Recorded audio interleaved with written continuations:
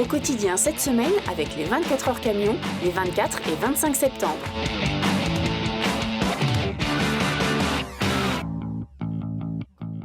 Bienvenue dans Au quotidien à la suite en ce mercredi soir. C'est un plaisir de vous accueillir et de vous accompagner avec Anthony Piton, notre journaliste qui est sur le plateau. Rebonsoir Anthony. Salut Aurélien. Et nous sommes dans un camailleux de rose ce soir avec Vanessa Bellier. Bonsoir Vanessa. Bonsoir, j'ai pas fait On ne s'est exprès. pas appelé ce matin, je tiens à le préciser. Non, on n'ira pas plus loin. On n'ira pas plus loin. Vanessa de l'Office de tourisme des Alpes-Mancelles. Ce soir, on va parler de la 36e édition des brevets sartois du randonneur et puis évidemment de tes coups de cœur à quelques jours des journées européennes du patrimoine.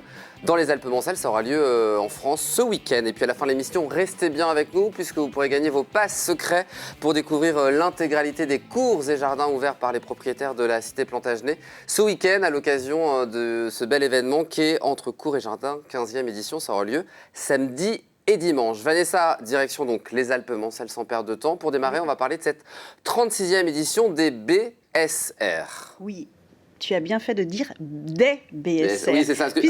On a tendance à dire le brevet sartois du randonneur, ouais. Mais effectivement, c'est les brevets, puisqu'il y a 5 distances au total, 30 km, 20 km, 12 km, 10 et 4. Ça, c'est la petite nouveauté de cette année. On y revient dans un instant. Donc, ces brevets sartois, tu vois, moi-même, je fais l'erreur, pardon. Ces brevets sartois du randonneur auront lieu pour la 2e édition dans les Alpes-Mancelles, le samedi 24 septembre. Donc, on a le temps de s'y préparer un petit peu, si vous voulez. Et ça se déroule dans les paysages les plus beaux. Paysage sartois, peut-être, non? Les Alpes-Mancelles, oui. On aime beaucoup les Alpes-Mancelles. C'est au départ de Saint-Léonard-des-Bois, précisément d'un gîte, le gîte de Vendœuvre, c'est à partir de 7h30.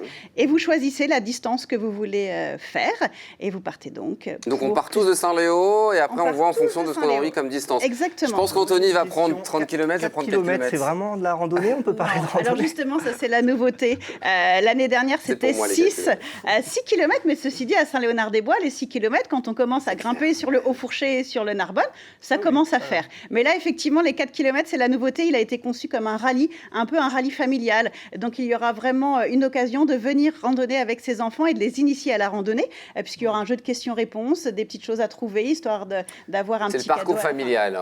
C'est le parcours familial. Les 30 km, c'est autre chose. Parce que dans les des enfants pour y aller, alors, les 4 km. Oui. L'an passé, plus de 800 randonneurs et randonneuses. Oui. Donc, c'est un événement attendu et reconnu. Exactement. Alors, c'est vrai qu'en plus, l'année dernière, je dirais qu'on n'a eu que 800, ce qui est quand même déjà énorme.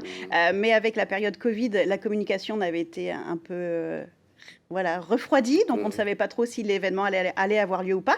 Donc c'est vrai qu'on a quand même reçu 800 randonneurs. Donc cette année, avec la com que nous avons faite et notre passage ici, j'espère que nous atteindrons les 1000 randonneurs. Alors j'indique aussi et surtout qu'il y a un circuit de 10 km et ce circuit 10 km est accessible aux personnes à mobilité réduite puisque vous avez l'association Randorou qui sera présente sur tout l'événement et qui mettra à disposition justement des fauteuils adaptés, fauteuils manuels, j'insiste bien, puisque pour cette randonnée de 10 km adaptée, vous passez par notre célèbre passeur de Montaigu, ce fameux bac à chêne qui traverse la rivière, qui est très agréable. Et pour le côté pratico-pratique, le fauteuil électrique était plus difficile, donc on passe sur le fauteuil manuel. Pour Anthony qui pourrait faire les 20 et 30 km, du coup, on reste dans la Sarthe ou on va vers nos amis mayennais un petit peu? Alors, tu me connais, on va forcément faire un petit crochet par la Mayenne. Alors, effectivement, pour les 20 et 30 km, on monte bien évidemment jusqu'à Saint-Sénry. On monte parce qu'effectivement, c'est plus au nord. Ça grimpe. Et pour celui de 30, il ira également sur la Mayenne et sur Saint-Paul-le-Gautier. Les 12 et 10 km se concentrent sur Saint-Léonard-des-Bois et du fait qu'on va emprunter ce fameux bac à chêne, je vous rappelle qu'on passe de l'autre côté de la frontière. Donc effectivement, on fera un petit coucou à nos amis mayennais.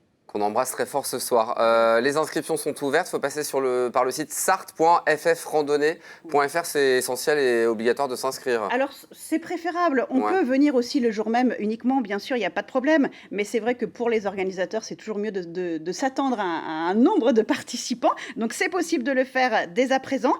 Si vous n'avez pas eu le temps de noter le site internet, sachez que nous, sur notre site internet, on y fait référence et on vous renvoie vers le site de la fédération, donc surtout, n'hésitez pas, dès 7h30 au gîte de Vendœuvre à Saint-Léonard-des-Bois le 24 septembre. Le rendez-vous est pris, 3 à 7 euros par personne, c'est ça si on s'inscrit à l'avance évidemment. Exactement, si on pour s'inscrit à contribuer à l'avance. ce bel événement.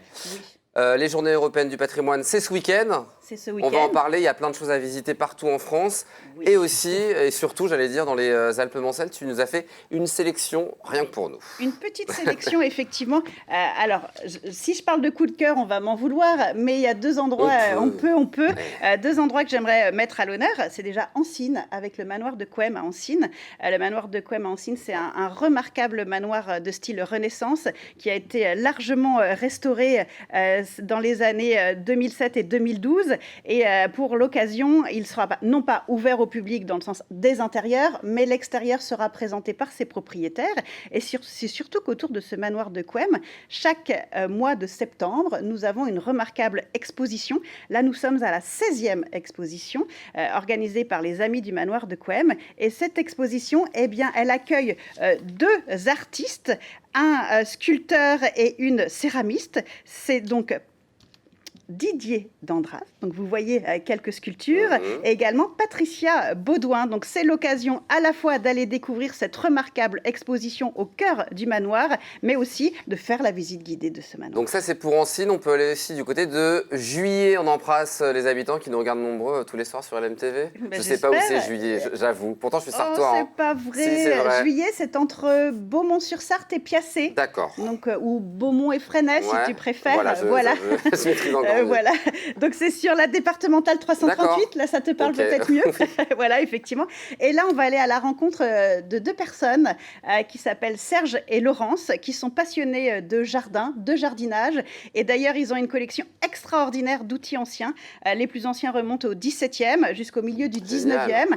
Et donc cette exposition, ils vous la présentent, mais c'est surtout qu'ils vous ouvrent leur jardin, puisque leur jardin, ils l'aiment, ils l'ont bichonné et ils l'ouvrent à l'occasion des Journées du patrimoine.